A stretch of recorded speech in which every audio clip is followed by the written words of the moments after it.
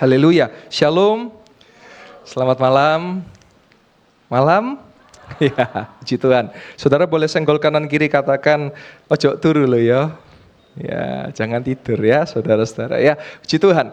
Saudara, sebentar setelah saya khotbah akan dilanjutkan oleh Bapak Gembala. Jadi saya khotbah singkat, hanya 5 menit saja saudara. Saya akan singkat pada jelas. Saudara, kalau hari ini saudara datang dengan pasangan suami istri saudara, saudara boleh gandeng tangan suami atau istri saudara ya. Jadi boleh gandeng. Kalau yang single tolong jangan gandengan ya. Modus ini ya. Yang suami istri ya, silakan saudara gandengan tangan, dan selagi saudara dengarkan firman, saudara percaya buah kandungan istri saudara sudah dibuka. Yang percaya katakan amin. Mari sama-sama kita melihat firman Tuhan di 1 Samuel 1 ayat yang ke-1 sampai yang ke-6. Secara cepat kita melihat. Dikatakan, ada seorang laki-laki dari Ramataim Sofim, dari pegunungan Efraim, namanya Elkanah bin Yeroham bin Elihu bin Tohu bin Suf, seorang Efraim. Ayat yang kedua, orang ini mempunyai 2 istri, yang seorang bernama Hana dan yang lain bernama Penina.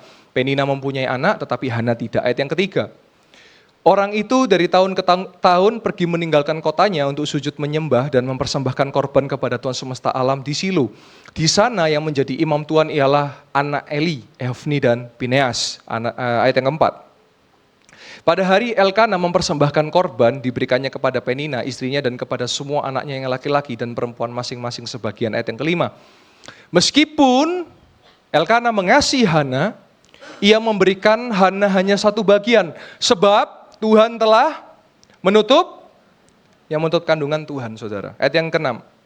Tetapi madunya selalu menyakiti hatinya supaya ia gusar. Jadi Penina suka menyakiti Hana karena Tuhan telah menutup kandungannya. Saudara, poin yang pertama yang saya mau jelaskan, ada sebuah realita. Mungkin saudara divonis nggak bisa punya anak. Mungkin saudara divonis, oh ini mandul, ini nggak subur. Itu realita. Tapi kita berjalan di atas iman. Yang percaya katakan amin. Yang mustahil menjadi mungkin, yang percaya katakan amin. Jadi yang pertama kita mau berjalan di atas iman. Langsung poin yang kedua. 1 Samuel 1 ayat yang ke-9 sampai 12. Jadi realita ada, tapi kita berjalan di atasnya. Pada suatu kali setelah mereka habis makan dan minum di Silo, berdirilah Hana, sedang Imam Eli duduk di kursi dekat tiang pintu bait suci Tuhan, ayat yang ke-10. Dan dengan hati pedih ia berdoa kepada Tuhan sambil menangis terseduh-seduh, ayat yang ke-11. Kemudian bernasarlah ia kepada Tuhan, katanya Tuhan semesta alam, jika sungguh-sungguh engkau memperhatikan sengsara hambamu ini dan mengingat kepadaku dan tidak melupakan hambamu ini, tetapi memberikan kepadamu hambamu ini seorang anak laki-laki, maka aku akan memberikan dia kepada Tuhan untuk seumur hidupnya dan pisau cukur tidak akan menyentuh kepalanya. Ayat yang ke-12. Ketika perempuan itu terus-menerus berdoa di hadapan Tuhan, maka Eli mengamati mulut perempuan itu. Yang kedua, saudara, mungkin ada yang hari ini ada realita, belum punya anak. Saudara coba bernasar, janji kepada Tuhan. Saudara, nasar itu di atas janji. Jadi saudara bernasar, Tuhan kalau anak ini lahir, saudara silakan bernasar kepada Tuhan. Yang kedua, apalagi saudara, harus jelas dan spesifik. Nanti mintanya yang jelas, mau laki-laki atau perempuan, pilihannya cuma 2, nggak ada tengah-tengah. Dan Hana meminta anak laki-laki. Saya pun minta anak saya pertama laki-laki dan Tuhan jawab, anak saya laki-laki. Saudara nanti silakan berdiskusi dengan istri suami saudara. Sekarang bisiklah mau laki atau mau perempuan.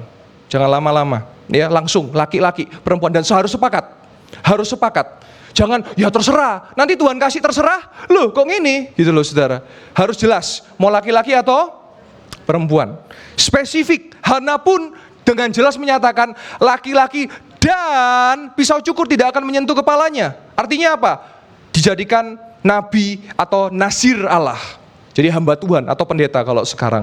Dan yang terakhir, ayat kesukaan kita semua, ayat terakhir, 1 Samuel 1 ayat 18 sampai 20. Ketika Hana bernasar, maka kita lihat dikatakan apa? Sesudah itu berkatalah perempuan itu, biarlah hambamu ini mendapat belas kasihan daripadamu. Lalu keluarlah perempuan itu, ia mau makan dan mukanya tidak muram lagi. Ayat ke-19. Keesokan harinya bangunlah mereka itu pagi-pagi lalu sujud menyembah di hadapan Tuhan. Kemudian pulanglah mereka ke rumahnya di Rama. Ketika Elkanah bersetubuh dengan Hana istrinya, Tuhan ingat kepadanya. Ayat 20. Maka setahun kemudian mengandunglah Hana dan melahirkan seorang anak laki-laki dan menamai anak itu Samuel tanpa Sianto ya. Karena ini Nabi Samuel ya. Sebab katanya aku telah memintanya daripada Tuhan. Nama anak saya itu namanya persis dengan saya dan nama titiknya. Yoel Samuel Sianto. Yoel itu artinya Jehovah Elohim. Allah adalah Tuhan, Tuhan adalah Allah. Samuel artinya Syama Elohim. Artinya apa? Tuhan menjawab doa. Saudara, saya titip pesan. Kalau malam hari ini saudara dijawab oleh Tuhan dan pasti dijawab, tolong titip pesan ada nama Yoel atau Samuel dalam anak Anda. Kalau laki Yoel, kalau perempuan boleh Yoela, ya. Haleluya.